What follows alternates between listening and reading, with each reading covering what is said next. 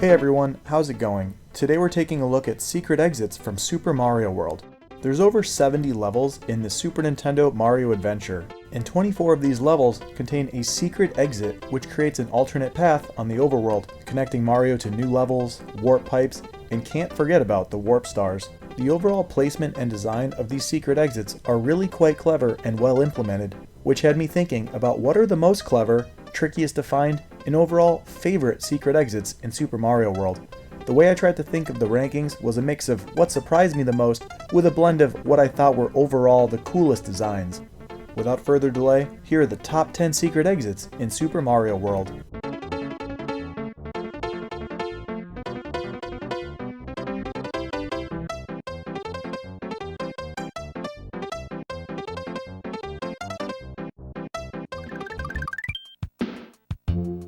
Number 10. Vanilla Dome 2.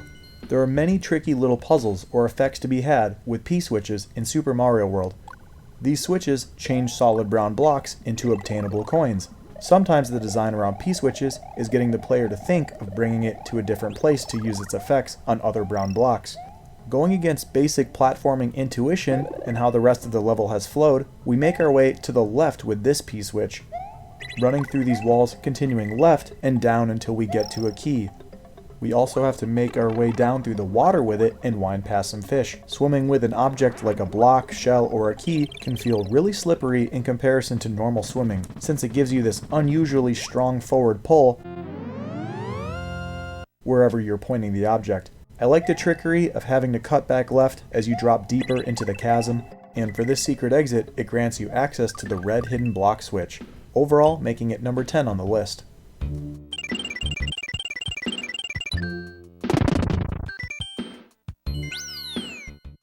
Number 9. Donut Ghost House. This is a classic and well-hidden secret exit. You have to enter with a cape and make your way to the left at the very beginning of the stage.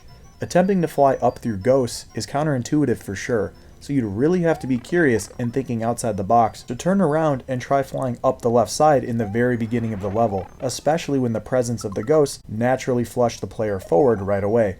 But if you get a little space and cut back flying up tight on the left, you can reach this floor at the top of the screen.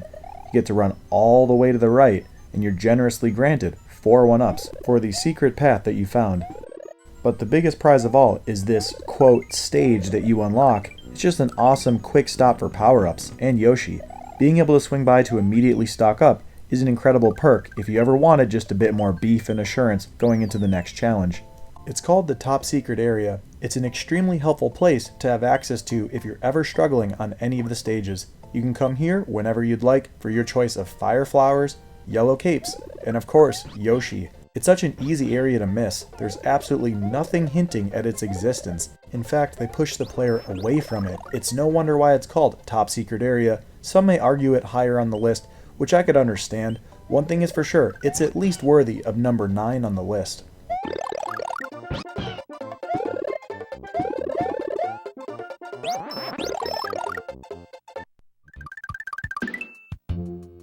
Number 8. Vanilla Secret 1. Vanilla Dome has some cool secret activities going on.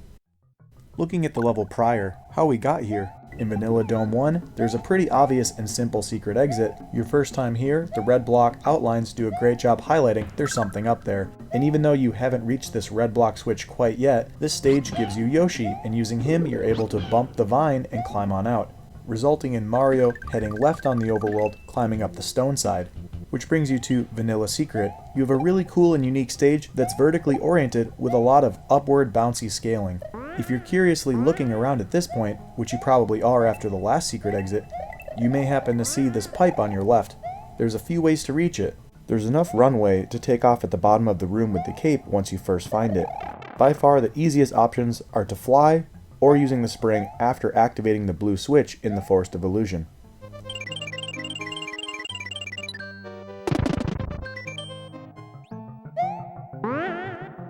There are a couple tighter strategies with the spring, trying to position it on the very edge without dropping it, because every pixel counts to make this jump.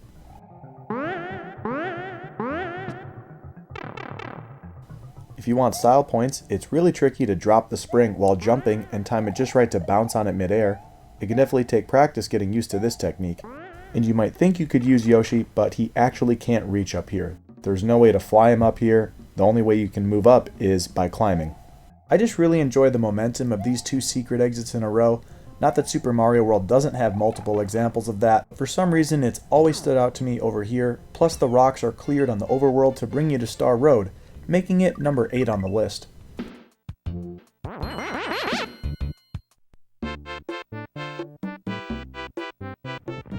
Number 7, Valley of Bowser 2, second level of the 7th world. There's a slower pace to these challenges. The entire time, it's conditioning the player to a pattern of hurrying up and waiting. There's a long and somewhat tedious section of the ground shifting up and down with intermittent chances for you to run ahead safely. You're bound to be excited to run forward from it, making this next secret exit so easy to overlook. There's no indicator here like a warp pipe, P-switch, or flight path. It's very unintuitive. From this little moving ledge, you jump out of screen and move to the left, completely out of sight in order to reach the next keyhole.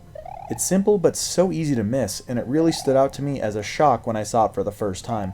I love the simplicity mixed with being totally reachable with just a standard jump, yet a player is just so unlikely to do that. And you're granted with the only access to this last fortress of the game, and that's an interesting level to be rewarded with. All of these things make it number 7 on the list. Number 6, Forest of Illusion 4. This one is pretty simple, but I like that it's kind of hidden in plain sight. In a way, this floating warp pipe just looks like it serves as this Lakitu's home, and he's throwing spike enemies, so naturally you'd want to move on from there. Plus the warp pipe isn't connected to the ground, so at a glance, maybe it wouldn't even occur to you that you can go down this tiny floating blue pipe. It's also too high for a standard jump, but you can jump from the side with a cape and float over there, or you can be stylish and build up enough momentum for a dashing jump to reach it. This will allow you to bop the Lakitu so you can proceed to this secret exit. If I had to pick one from the Forest of Illusion, this one always stood out to me for some reason. Not that the P Balloon Mario from Forest of Illusion 1 isn't always a hilarious sight, that's a good one too. Something about this little floating pipe with these uncommon enemies are really memorable for me, making it number 6 on the list.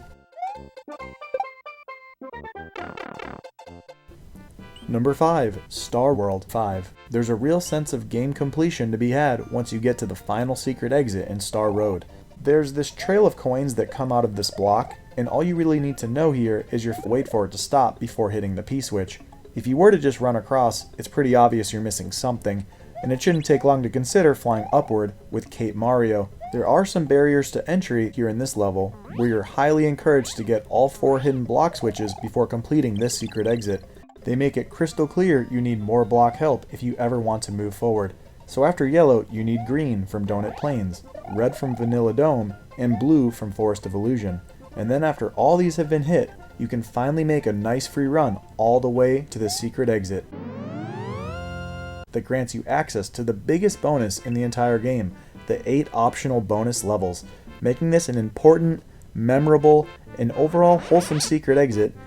It is worth mentioning you can just fly up into the hole with Cape Mario, although you can only reach it if you haven't gotten the blue blocks yet. Because of the cape's awesome takeoff power while being able to fly straight up, you get just high enough. You don't actually need to get any of these blocks for the secret exit, even though the first route makes it seem like you need all 4. It's really memorable and epic for the player either way, and that's just another example of their ingenious design, making it number 5 on the list. Number 4, Donut Plains 1. This may be a surprise, but we have to shout out the first level in the second world, which has the first secret exit in the game, and it's really well done. What's really cool is it's reachable in at least 6 different ways. The way they make it impossible to not notice is a very courteous way to introduce the secret exit concept. They do this with the outline of green hidden blocks that you haven't even reached yet at this point in the game, so a player may just accept that and come back later if and when they manage to find the green hidden block switch on the very next stage, which is rewarding in its own right, building up speed and scaling the wall. But the genius is also that there's multiple ways to reach it. This stage is full of caped Super Koopas, some of which carry the cape power-up. This is only the second level in the game with this power-up, so it's likely the player is still learning how to best use it, but if the player has a well-aimed takeoff, you can squeeze into this hole, grabbing the key and proceeding to the exit. If that's too tricky of a space to aim your flight, the game also gives you access to Yoshi just before this, and with him, this secret exit is reachable too, but only if you have the right mindset to achieve it. If you dismount him at the top of a jump with just the right timing, you can barely get up there.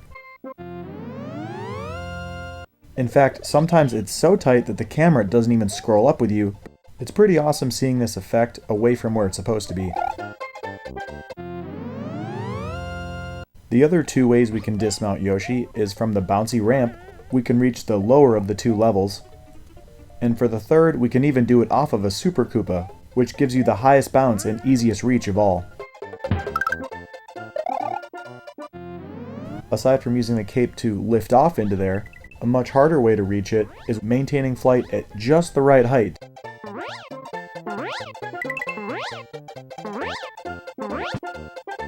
And then the sixth way possible is the easiest, after you hit the green block switch. Then you could just run up the wall without a chance of missing it. With 6 intended ways to reach the secret exit while somehow not giving it up too easily for first time players and being the first in the game, all of this makes Donut Plains such a strong and iconic secret exit, and with all of this in mind, I couldn't help but give it a good high ranking of number 4 on the list.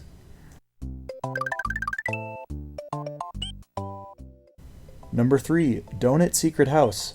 Ghost houses are inherently tricky by design, and it really delights me to no end that one of these secret exits lead to a boss fight against Big Boo. Having a secret optional boss that's unique back then in a Mario game was just a really cool and surprising concept. It's already complete with its own quirky setup to throw you off the trail completely. When you grab this P-switch, there are already other doors that become accessible when you hit it. You're going to be looking at this yellow door, which loops you back into the level to try again. Naturally, you'll see that a blue door appears within the coins, which gets blocked off during the switch, meaning you'll have to grab coins before hitting the switch. The level pulls you in this direction to this exit. It's the reasonable thing to do, but the secret exit is accessible by way of block vine over the yellow door, so it's placed where you'd think is not the right place to be, but climbing this vine brings you to a different blue door. This is where you square off against Big Boo, the only place you can fight him in the game. You do encounter some Big Boos elsewhere in a couple of ghost houses, but never is it set up for you to defeat one. Kicking up 3 blue blocks into your target while being wary of the other 2 Boos is how to take him out.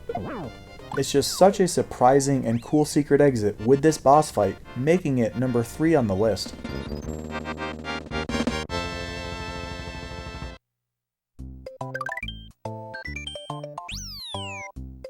Number 2, Valley Ghost House. Now here's a really odd and tricky one to find.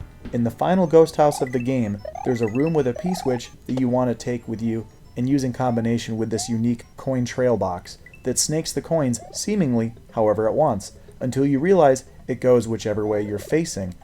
At first, it seems like something just kind of odd and not too meaningful, but things get really crazy if you ever notice that the coins can also trail upward if you push up.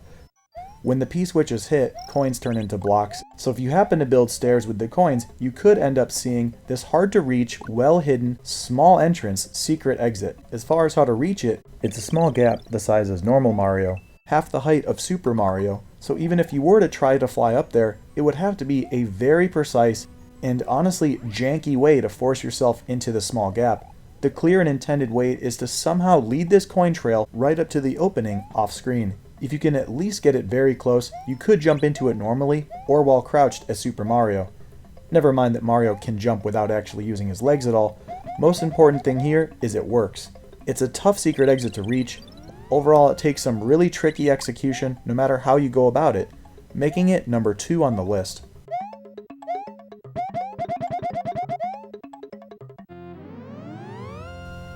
Before we get to number 1, I do have one quick honorable mention. The secret exit coming from Donut Cave to the green switch has some cool things going on with it.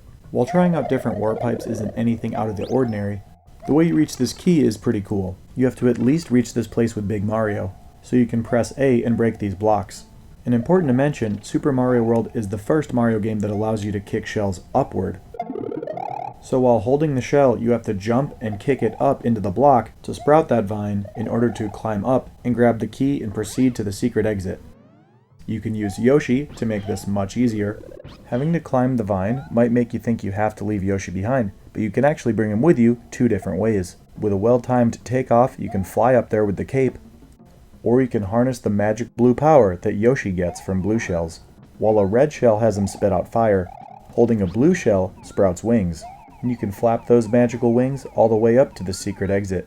I really love how the isolated blue shell is the solution with Mario and also with Yoshi in 2 completely different ways. Whichever of the ways you choose, it's a cool secret exit, and it didn't feel right to not give a shout out on this list. Alright, here we are at the top of the list. What secret exit could be the most clever and unique of all? Number 1, Cheese Bridge Area. Now here's a very clever and one-of-a-kind type of secret exit.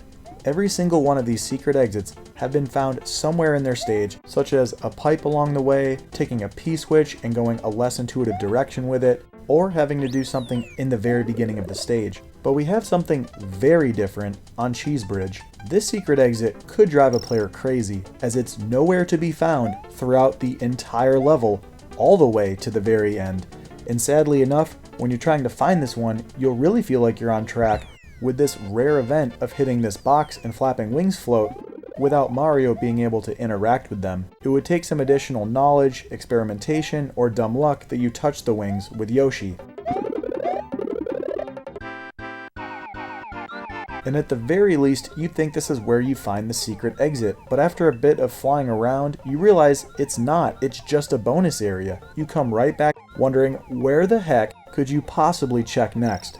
Well, there is something very odd about the end of the stage that the game does a subtle but fair enough job at hinting to the player.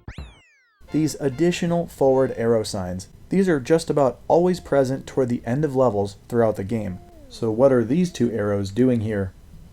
It might make you consider trying something, like flying sky high and going over the goalposts.